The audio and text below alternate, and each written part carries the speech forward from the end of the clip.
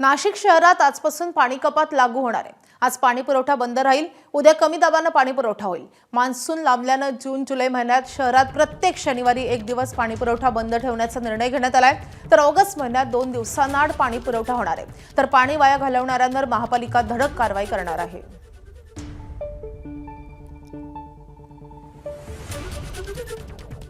तर टोटल जे आपली गंगापूर मुकणे धारणा मिळून 600-650 MLD रिझर्वेशन होतं। त्याच्यापैकी 510 MLD आपला वापर झाला आहे।